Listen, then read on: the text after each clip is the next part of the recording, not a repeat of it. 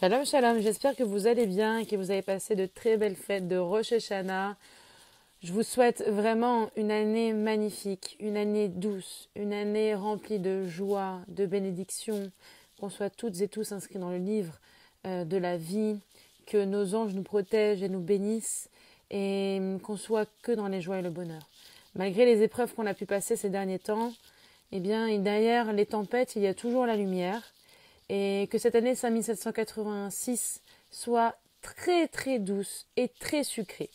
C'est pour ça que j'ai intitulé mon cours pour ce Shabbat Tchouva, qui est un Shabbat très important avant Rosh Hashanah. Vous savez que, avant Kippour, pardon.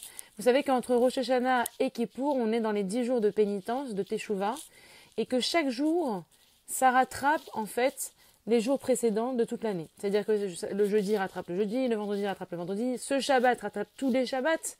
C'est-à-dire que en se comportant pendant cette semaine de manière exemplaire, en se retournant vers Akadosh Baruch Hu, en prenant des choses sur soi, on peut rattraper tous les maux et bien sûr faire changer notre statut, notre jugement pour qu'il soit beaucoup plus doux et miséricordieux. Alors, pour ce Shabbat, Vayeler, la paracha Vayeler, eh bien, on va comprendre pourquoi la Torah doit être aussi sucrée que les bonbons et aussi douce que le miel. Je dédie ce cours particulièrement, parce que c'est la Iloula de ma grand-mère, Ourida Batester à la vie, les bêtes d'Aude, que son âme repose en paix. Et je dédie aussi ce cours à Lydia Messaouda Batester, qui nous a quittés dimanche dernier. Et je dédie ce cours également à Avram ben David, Félix bar Nissim ve-Eugénie, Aaron Shmuel ben Shimon ve-Freida, Marcel Léa bat Messaouda, Rav Yosef Aloum ben David, Shlomo Alevi, Chaya Janine Hana bat Esther, Sacha David Chaim Barud va-Avraham, Shanilou bat Rivka ve-Nissim, Yvonne Messaouda bat Josephine Flecha, Linda Esther bat Kamuna, Rachamim Dod bar Messaouda, Rav David Akwen par Hamsa, Yitzhak Baurida ve-Rachamim, Chana bat Jutabi et Libet Akwen, Yehuda ben Messaouda, Chaya bat Perla, Tuvia bat Edele, tous ceux qui sont partis depuis le 7 octobre. Je dis ce coup à la Refoua Shelema de Fortuné bat Ramsa, Shoshana bat Urida, Vered bat Shoshana, Simcha bat Rana, Luna bat Simcha, Shagal bat Esther, Simcha bat Rachel, David ben Rachel, Viviane bat Eba, Mazal bat Oteleika, Eliezer bar Simcha, Messaouda bat Esther, Chai ben Raphaël Yehuda, Simon Esther Lévi, Doli Hana Perez épouse Bokara, ainsi que Yosef Bachana et Simcha Batrana. Et je dédie aussi ce cours pour que tous les zivug, que tous les célibataires puissent trouver leur zivugim. Amen, ve amen. Alors, vous savez que on dit que les enfants, depuis très petits, sont capables d'intégrer et de retenir une quantité colossale d'informations, mais pas depuis leur enfance, depuis le fœtus de leur mère. C'est-à-dire qu'on dit que dès que l'enfant est là, dès qu'il est fœtus, d'accord, et viable, eh bien, il ne faut pas hésiter à faire écouter de la musique, à lui faire à lui parler, à lui faire transmettre des messages de Torah, etc., etc. Pourquoi? Parce que, en fait, la recherche scientifique a révélé que les fœtus écoutent et mémorisent les sons perçus. Et même si les cerveaux ne sont pas encore complètement développés, les bébés s'en rappellent de ces sons une fois nés. Mais ce que la science a dit, eh bien, la Torah, la paracha de cette semaine, l'a déjà révélé depuis très longtemps. Dans lesquels on nous parle. Parce qu'il y a une mise particulière dans notre paracha de Vayeler, c'est la question du Hakel. Le Hakel, c'est un événement qui avait lieu tous les 7 ans, où en fait, la nation entière se rassemblait, les prêtres, les Kohanim, annonçaient le rassemblement, ils se tenaient tous debout ensemble et ils soufflaient dans un chauffard en or.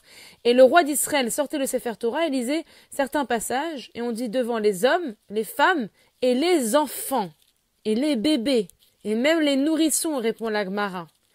Même les nourrissons. Alors on va se poser la question, donc dans Hagiga 3a, on va se poser la question, pourquoi les nourrissons? Pourquoi un enfant qui vient de naître devrait écouter tout cela? La représentation qu'on a de ces Kohanim qui soufflent le chauffard, on le connaît, puisque normalement vous avez des petites cartes postales ou des petites choses. Depuis petit, on a en fait la représentation des Kohanim qui sont alignés le long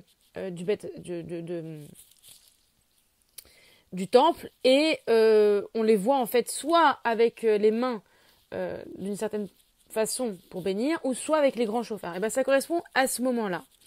Et Akadosh Baruch Hu dit convoque le peuple entier, hommes, femmes et enfants, ainsi que l'étranger qui est dans tes murs, afin qu'ils entendent et s'instruisent et révèrent l'Éternel, votre Dieu, et s'appliquent à pratiquer toutes les paroles de cette doctrine.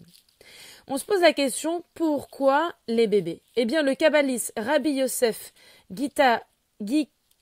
Gikatilia, explique qu'en fait, un enfant, lorsqu'il naît, il se blottit contre les bras chaleureux de sa maman, contre l'odeur de sa maman, et qu'il écoute des paroles de Torah, eh bien, il y a un intérêt très constructif et puissant. Et que dans la vie plus tard, lorsque ce bébé va grandir, va devenir un enfant, puis un jeune homme, puis un homme, eh bien, avec les tribulations de la vie, lorsqu'il sera en face de certaines difficultés, la Torah se sera inscrite en lui et sera associée aux bras chaleureux de sa mère. C'est-à-dire qu'une personne, lorsqu'elle est imbibée, lorsqu'elle est blottie contre ça, lorsqu'elle a connu cette chaleur-là, eh bien, elle reviendra toujours vers sa chaleur, vers ses parents, vers sa mère. Eh bien, la même chose, il revient toujours à la Torah, parce que un être humain a un languissement pour sa mère. Et parce que un être humain a un languissement pour sa mère, la Torah étant comparée à sa mère, eh bien, un être humain reviendra toujours vers la Torah et vers la chaleur de la Torah. En effet, la question de l'atmosphère émotionnelle et des sens est beaucoup développée et beaucoup appuyée dans les différents textes et les différentes analyses de cette paracha précisément. Pourquoi? Parce que la transmission de la tradition est très importante. C'est-à-dire que est encore plus importante que la transmission des valeurs, encore plus importante que la teneur des valeurs qu'on essaie de transmettre. Pourquoi? En fait, le rôle d'un parent, c'est pas forcément d'expliquer dans dans des discours longs, compliqués, mystiques. Un enfant, il n'a pas besoin de ça. Par contre, ce qu'il va retenir, un enfant, c'est la question de la sensation, de l'agréable. C'est ça qu'il va retenir. Un enfant, il a besoin qu'on lui parle avec les 5 sens et de façon positive. D'accord? C'est-à-dire qu'il doit vivre la chose de manière agréable et pas comme une contrainte. Par exemple, si je veux qu'un enfant aime et garde le Shabbat, eh bien, dans son esprit, c'est ce que va représenter le Shabbat. Et pas forcément tout de suite ce que chaque élément. On va pas lui dire, non, mais fais comme ci, fais comme ça, il faut faire comme ci, attention, n'allume pas la télé, non, n'appuie pas sur le bouton, ah non, c'est une faute. Non, c'est pas comme ça qu'on éduque un enfant et qu'on lui transmet les valeurs de la Torah et de la lumière. Un enfant, il va associer Shabbat à une ambiance. Il va associer Shabbat à des visages. Il va associer Shabbat à des odeurs. Il va associer Shabbat à la vue, au fait que, eh bien, à des chants, à des jeux.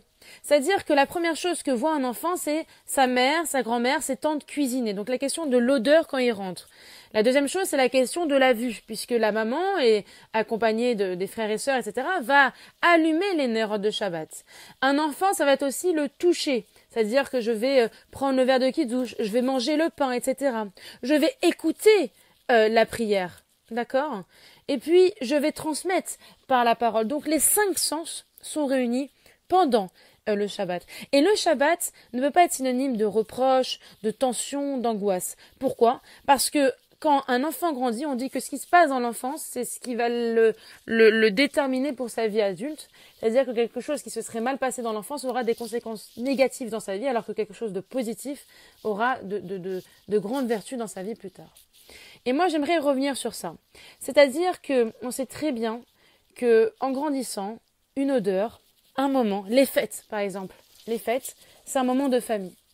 Et puisqu'on parle des grands-mères et qu'on met les grands-mères pour ce Shabbat à l'honneur, et bien sûr les grands-pères, bien évidemment, mais là, je pense à ma grand-mère, particulièrement, Mamie Orida, Mamie Jojo, et aussi à ma grand-mère paternelle, c'était son anniversaire, Mamie Daisy, c'est la question, en fait, de la transmission. Moi, je sais que dans l'enfance, mes grands-mères, elles ont laissé une place, et elles ont laissé une force, elles ont laissé un amour, elles ont laissé une transmission des valeurs, aussi bien sûr le goût de la cuisine, mais de l'amour d'Akadosh Baruch Hu à travers tous les gestes qu'elles faisaient. Cette infinie bonté, cette élégance, c'est de se préparer pour le Shabbat, c'est de nous accueillir avec les bras ouverts, c'est de prononcer des mots doux, Ya Omri, je t'aime mon amour, Ya Habibi, voilà, des choses comme ça qui, jusqu'aujourd'hui, nous manque terriblement, mais nous accompagne à chaque instant. Et je pense à toutes les mamies, aussi à Mamie Lydia qui nous a quittés il y a peu.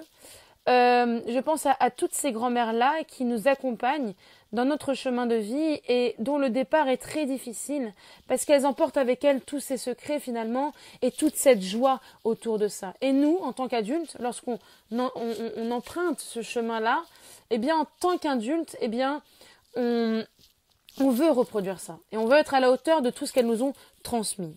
Et il faut savoir que durant ce Hakel, eh bien, tout le monde était concentré dans un objectif commun. C'est-à-dire que même le plus jeune, c'était incroyable de voir tous les Juifs, tout le peuple d'Israël, même le peuple d'Israël et les non-peuples d'Israël, réunis pour écouter ce message, rendre honneur à Kadosh Baruch Hu. Et en plus, on sait que les enfants sont très importants. Et l'enfant, il est marqué par ça. Et il faut savoir éduquer l'enfant depuis qu'il est tout petit. L'enfant, c'est le garant de la Torah. L'enfant, c'est la transmission, c'est notre avenir. C'est celui qui permettra au peuple juif de demeurer à travers le temps. La transmission. On sait très bien que dans les temps, on a voulu, que ce soit depuis l'Égypte, depuis l'Égypte, d'accord, qu'on a voulu enlever les enfants, on a voulu tuer, la volonté c'était de tuer les premiers-nés, qu'il n'y ait plus de présence hébraïque. Dans la Shoah, c'est la même chose, on s'est attaqué aux enfants. Mais pourquoi les enfants? C'est des enfants naïfs. Pourquoi toucher à l'âme d'un enfant? Mais parce que l'enfant, ça représente la transmission, ça représente l'avenir, ça représente l'éternité en fait finalement. Et c'est pourquoi on doit amener les enfants aujourd'hui, puisque nous n'avons plus le temple et Bezrat Hashem, que le troisième temple puisse arriver avec la venue de Mashiach et la Géoula. Mais de toute évidence, on doit amener un enfant dans la synagogue. C'est très important. Pourquoi? Parce que la première chose, la synagogue, il y a une atmosphère très spéciale. La synagogue, c'est là où réside Akadosh Baruch Hu, mais c'est des souvenirs, ce sont des chants, ce sont des vues, c'est la vision de la Torah, c'est un chant, c'est des you-you quand on sort la Torah, c'est un moment avec son père, c'est un moment avec sa mère, c'est les yeux écarquillés quand on court embrasser la Torah, c'est lorsqu'on est sous le talit de son papa, lorsque la bénédiction des Kohanim, le moment où on chante le Himlor, qui est chanté par les enfants, par ses voix pures et incroyables, c'est pour Simchat Torah tous les bonbons qu'on balance à travers, que ce soit les femmes ou les hommes. C'est cette atmosphère de la synagogue, cette atmosphère de simcha, de bonheur, de protection. Et en fait, il est important que les parents s'assoient avec leurs enfants, leur expliquent bien sûr les règles pour ne pas gêner la prière, mais surtout de laisser vivre les enfants dans cette vitalité naturelle qui est assez incroyable. D'ailleurs, il faut savoir que dans certaines communautés anglo-saxonnes, il y a ce qu'on appelle le candyman, c'est-à-dire l'homme qui à la fin de la prière donne un bonbon aux enfants. Dans la synagogue, si vous remarquez, il y a toujours le candyman. Nous, on a un candyman très très spécial qui a toujours dans sa pochette des bonbons, des sucettes pour tous les enfants. Et lorsqu'un enfant arrive, hop, forcément, on lui donne. Et ce qui est très, très important, c'est que certains adultes adorent la synagogue parce que c'est la douceur, c'est les sucreries, c'est cette rêverie en fait vivante. C'est l'office des enfants. Et c'est pour ça qu'il y a tant d'innocence et d'enthousiasme.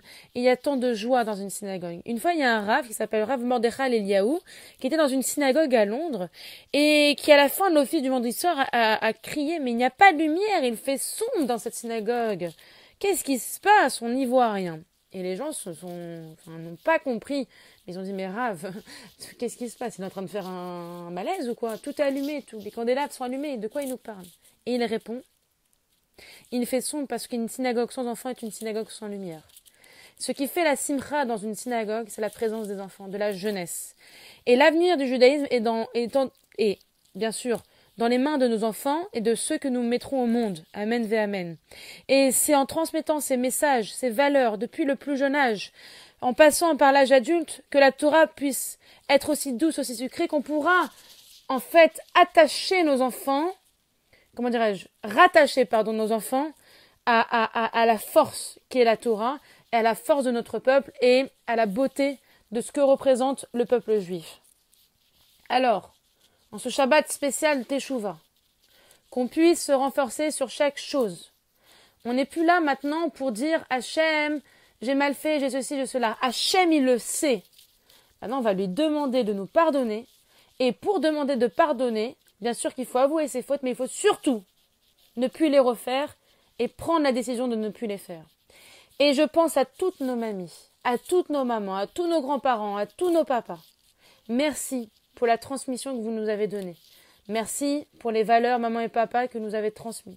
Merci, mamie et papi, pour tout l'amour, toute la sagesse, toute la douceur, tous vos mots que vous nous avez donnés pour devenir des hommes et des femmes aimants, des hommes et des femmes heureux, des hommes et des femmes bien dans leur basket, amoureux de la Torah, bien sûr, et respectueux envers Akadosh Baruch Hu. Shabbat Shalom, que des bonnes choses.